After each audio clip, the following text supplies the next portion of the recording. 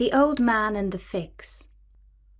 It's an ancient Jewish tale, and it shows some great virtues, like patience and trust in providence, as well as some bad ones, like envy and opportunism. It's quite short, but it packs in a good deal of sharp observation about human life. But before the story, I'd just like to thank our sponsor, the Centre for Guided Montessori Studies. For more information about Montessori schools, teaching and education, please visit www.guidedstudies.com. Now, on with the story. In Roman times, the Emperor Hadrian was riding with his army through Galilee. As he passed down a lane, he noticed a very old man planting a fig tree in his garden. The emperor ordered a soldier to bring the ancient gardener before him. He then spoke to him as follows. "Old man, why are you planting that tree? The time to plant it was in your youth, to bear your fruit for old age. It's too late now. At this stage of life, you can't hope to live to taste the fruit from it." The old man bowed before the emperor as best as his back would let him and answered, "In my youth I worked, and I still work. With God's good pleasure I may yet try the fruit of this tree I plant. I am in His hands." "Tell me your age," said the emperor. "I have lived for 100 years. 100 years old, and still expect to eat from the fruit of this tree? If such be God's pleasure," replied the old man.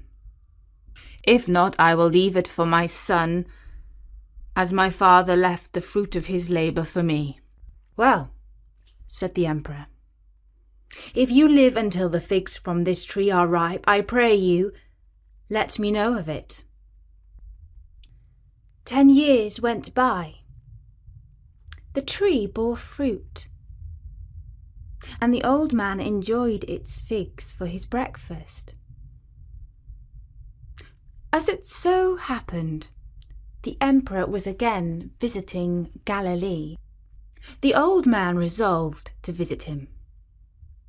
He took a small basket, filled it with the choicest figs from the tree, and made his way to the palace. At the gate, he told the guard his purpose, and after some time he was admitted to the presence of the emperor. Again he bowed as deeply as his old back would permit him and said, 10 years ago you saw an old man planting a fig tree. You said to him, 'If you live to eat its fruit, I pray you let me know.' And behold, I am that same man. I have come and brought you the fruit of that tree so that you may also taste it." The emperor was very much pleased. He emptied the man's basket of its figs, and he ordered it to be filled with gold coins. When the old man had departed, the courtiers said to the emperor, "Why did you so honour this old Jew?" "The Lord hath honoured him, and why not I?" replied the emperor. Now next door to this old man there lived a crafty old woman. And when she heard of her neighbour's good fortune, she was filled with envy. She thought her husband should try his luck in the same quarter.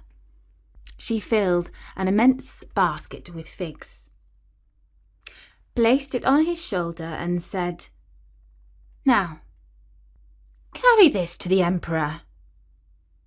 He loves figs, and will fill your basket with gold coins."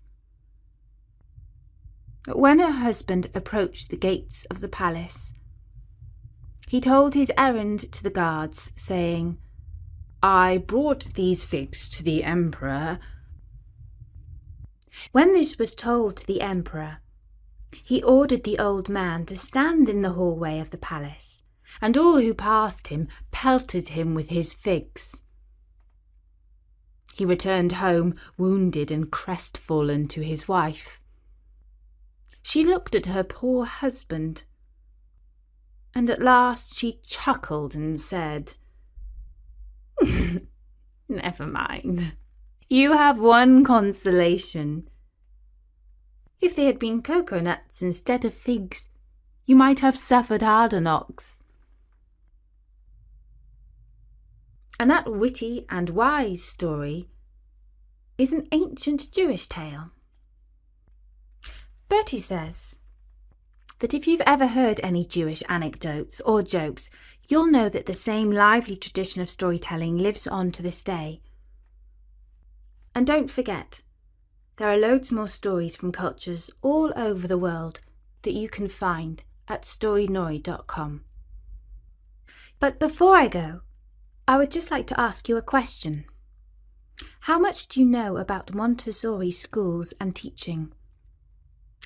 Did you know that Montessori's method is over 100 years old, and that it is a highly effective, child-centric and humanistic form of education? Our sponsor in America, the Center for Guided Montessori Studies, has set up a website that we hope you will visit at www.guidedstudies.com.